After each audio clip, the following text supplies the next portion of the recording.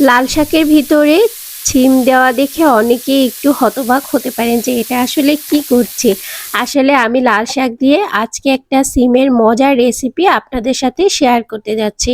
আসসালামু আলাইকুম, hello everyone, কেমন আছেন সবাই?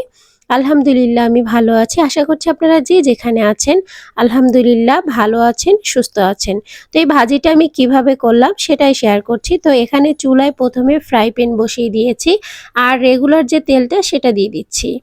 আর এ পর্যায়ে তেলটা যখন গরম হয়ে আসবে তখন আমি এখানে অল্প পরিমাণ চিংড়ি মাছ দিয়ে দিচ্ছি। আমি একটু মাঝারি সাইজের চিংড়িটা নিয়েছি, আপনারা যে কোনো সাইজের চিংড়ি মাছ নিতে পারেন। আর গোটা কাঁচামরিচ দিয়ে দিচ্ছি। তো চিংড়ি মাছটাকে আগে একটু লাল করে আমি ভেজে নিচ্ছি। আর এই রেসিপিটা একদমই ইজি। অনেকেরই মনে হতে পারে এটা আবার শেয়ার করার কি আছে। আমি কিভাবে বাসায় রেসিপিটা করেছিলাম সেটাই আপনাদের সাথে একটু শেয়ার করা। যদি ভালো লাগে থাকে তাহলে লাইক শেয়ার কমেন্ট করে পাশে থাকার চেষ্টা করবেন। যারা ফেসবুক থেকে দেখছেন তারা পেজটিকে ফলো দিয়ে রাখতে পারেন, যারা ইউটিউব থেকে দেখছেন তারা চ্যানেলটিকে সাবস্ক্রাইব করতে পারেন। তো এখন আমি একটু ভালো করে নেড়ে চেড়ে চিংড়ি মাছটা লাল হয়ে আসলে এই পর্যায়ে আমি হাফ কাপ পরিমাণ পেঁয়াজ কুচি এখানে অ্যাড করছি। আর পেঁয়াজটাকে একটু নেড়ে চেড়ে ভালো করে ভেজে একটু নরম করে আর কি ভেজে নিব।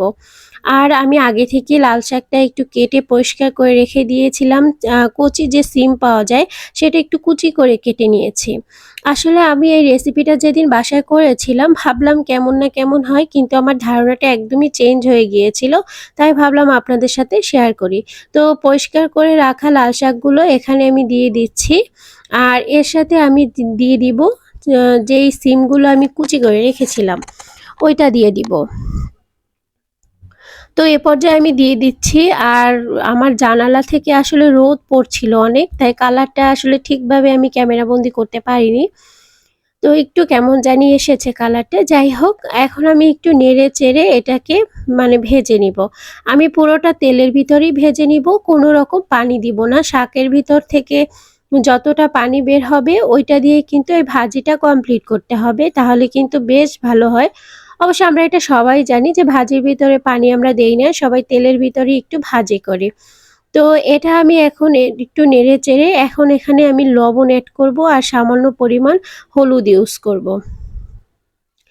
আর এই সিম দিয়ে এই লাল শাকের ভাজিটা কিন্তু খেতে খুবই ভালো লাগে। একবার হলেও বাসায় শীতের সময় একটু ট্রাই করে দেখতে পারেন।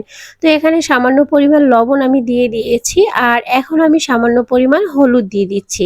হলুদটা আসলে শুধুই কালারের জন্য, এটা স্বাদের কোনো তারতম্য ঘটাবে না। তো এখন একটু ভালো করে নেড়ে চেড়ে সব উপকরণ একসাথে মিশিয়ে দিচ্ছি। তাতে করে কিন্তু খুব ভালো হবে, লবণের সব উপকরণের সাথে ভালোভাবে মিশে যাবে। আসলে শাক রান্নার সময় একটু ভালোভাবেই নাড়াচাড়া করতে হয়, না হলে দেখা যায় লবণটা এক জায়গায় থেকে যেতে চায়। তো যাই হোক, আমি একটু ভালো করে নেড়ে চেড়ে এটাকে ঢাকনা দিয়ে ঢেকে তারপর 5 মিনিটের মতো রেখে দিব। তো এ পর্যায়ে 5 মিনিটের মতো জাল করার পর আবারও ফিরে আসলাম আমি। আর এখন দেখতেই পাচ্ছেন অনেকটা কিন্তু পানি বের হয়ে গেছে।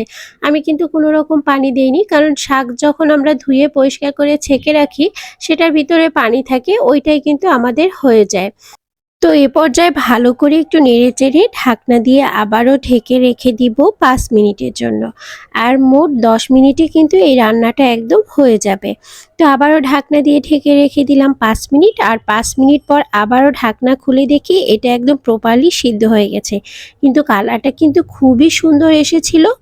আসলে মোবাইলে কিন্তু সঠিক কালারটা আনাটা খুবই ডিফিকাল্ট হয়ে যায়। তো এই ভাজিটা কেমন লেগেছে অবশ্যই কমেন্ট সেকশনে জানাবেন। আর পাশে থাকা বেল আইকনটি প্রেস করে রাখতে পারেন ভিডিওটি সবার আগে পাওয়ার জন্য। তো আজ আর বাড়াচ্ছি না, সবাই ভালো থাকবেন, সুস্থ থাকবেন। আর সুন্দর সুন্দর ভিডিও আপনাদের জন্য উপহার দেওয়ার চেষ্টা করব। তো আজ এই পর্যন্তই, আল্লাহ হাফেজ।